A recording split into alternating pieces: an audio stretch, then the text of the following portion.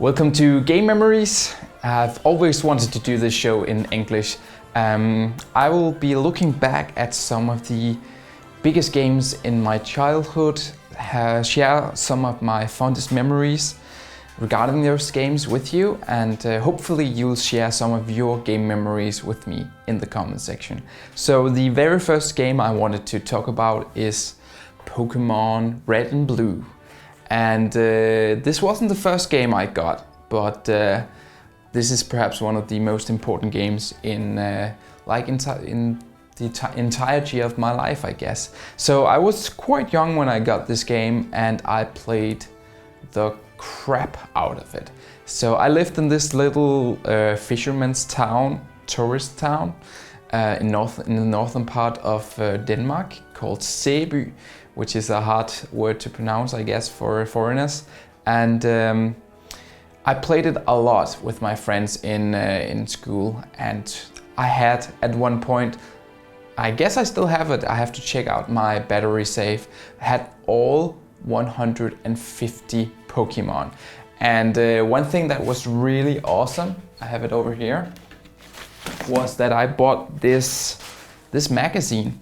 This is like a Nintendo 64 magazine, and the cool thing about it was that it came with this cheat code manual for like 150, I think it was like 150 games on the Game Boy.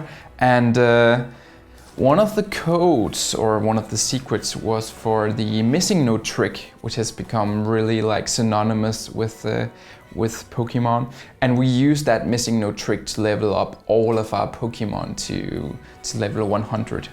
And the game memory that I really want to share with you was that back then you couldn't get MEW.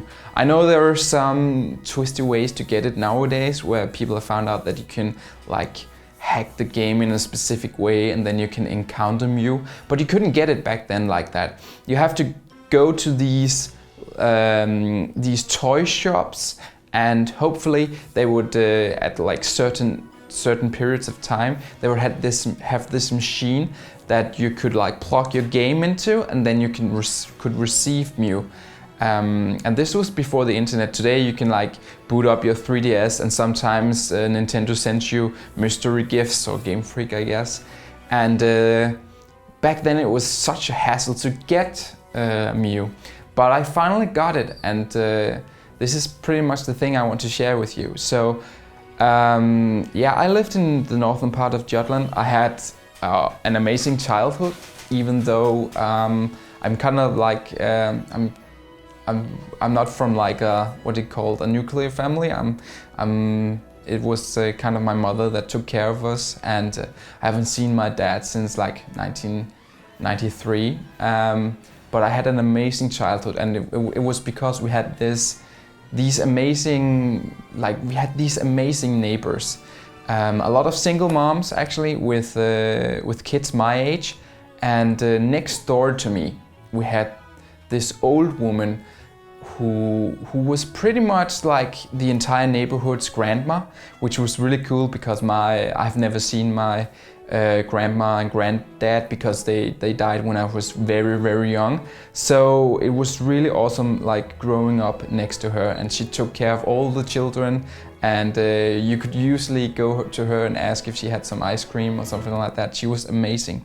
And she had this grandchild who was from Sweden, because her daughter married a Swedish guy. And he was my age, and sometimes he visited this town we lived in. And then I played with him, like the Swedish guy, all the time. And we played video games, we played Game Boy games, we played all kinds of different games, and it was so awesome. And one thing you might not know if you're not from Scandinavia is that Danish, Swedish and Norwegian languages are quite similar. So we kind of understand each other, even though it's hard sometimes. But a lot of the words are the same, so you can usually talk to a Swede or some guy from Norway. And So I played a lot with this guy, and he had a MEW because he had been to one of these events that handed out a MEW. And I was so excited, I really wanted to get this MEW, and I asked him if he wanted to trade it, and he was like, yeah, I'm fine with that. It means a lot to you, so you can get it. So I think I traded some, I can't even remember what I traded, but it was probably quite valuable, the thing I traded. So I got this MEW, and I was so excited. So I had, in the original games, I had the entire roster, I had the 151 Pokemon, and if you log on to, I think I have to check this on my battery save if it's still there, because the batteries in these Game Boy games tend to like wane in time and dry out, not dry out, but yeah, you can't use your saves after a certain amount of time.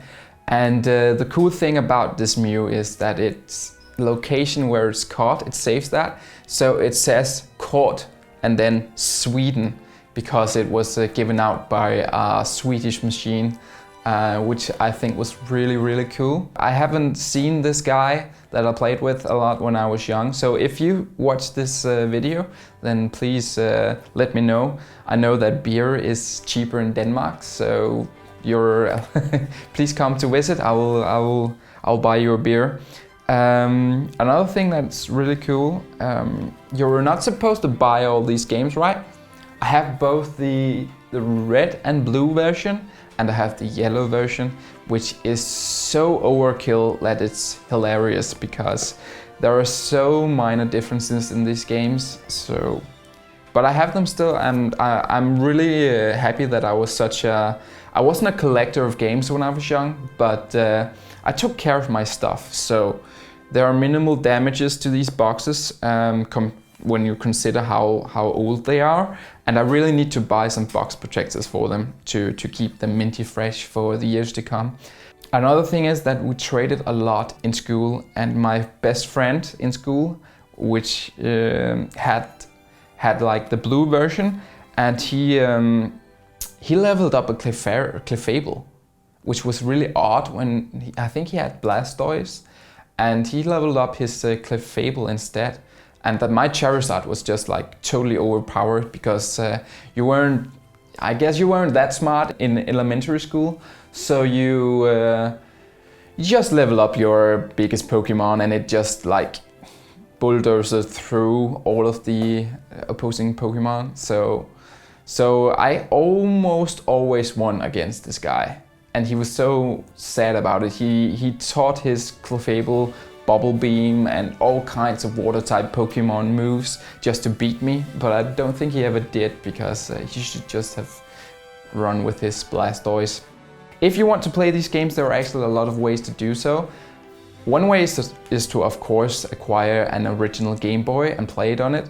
I would check out if the battery is still running. If it isn't, it's quite easy to replace actually. There are a lot of YouTube videos that show you how to do it. Another way to play it is going through the 3DS eShop and buy a copy of, you can buy like red, blue or yellow version.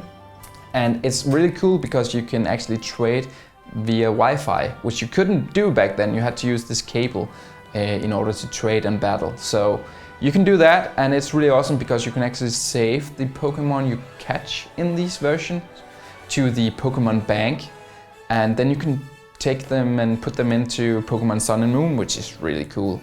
The final way to play this game is to find Pokemon Fire Red or Leaf Green, which are Game Boy Advance remakes of the games, and they are quite awesome too. So there are a lot of ways to play these original Game Boy Pokemon games, so that's awesome.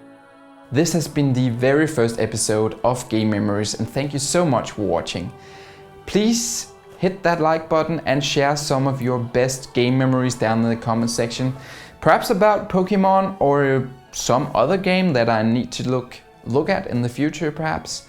And if you want, you can hit me up on Patreon, and any small amount of money could help me realizing my dream of doing this full time. And yeah, thank you so much for watching this, and it has been a pleasure. So I'll see you in the next episode, and until then, this has been a Square Bear production. See you later in the next episode. Bye.